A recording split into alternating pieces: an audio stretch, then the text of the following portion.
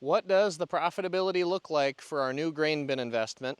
Let's get into it. So for starters, this is a $131,000 grain bin project, and it holds 46,000 bushels, which means we spent roughly $2.85 per bushel of storage to have that on our farm. Now for the profitability, we're going to start with expenses and work our way backwards.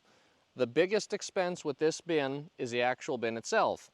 So if you take the cost of that bin and straight line depreciate it over a 40-year useful life, which I think is conservative, that is 7 cents per bushel annually for an expense. Insuring that bin costs 2 cents per bushel. That's based off my actual insurance.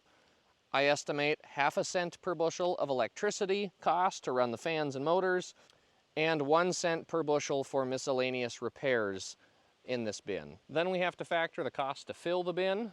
For me to put a bushel of corn through this auger tractor setup costs roughly 3 cents, so you're going to go in the bin and out. So there's another 6 cents per bushel of expense to using that new bin. So adding that all up, it cost us 16.5 cents per bushel annually to put corn into this bin.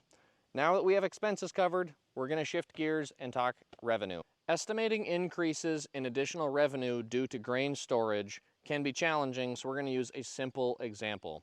Over the last 10 years, the average carry in the corn futures market between the December contract and the July contract has been 22.5 cents. So we're going to use that for futures price. And at our local ethanol plant, the average basis improvement from fall delivery to July delivery has been 18.5 cents. So for this example, that brings you in 41 cents of additional revenue from utilizing grain storage. So if you then take off that 16.5 cents that goes into the cost associated with handling that grain and putting it in the bin, you are left with 24.5 cents of net income per bushel of storage from using this grain bin.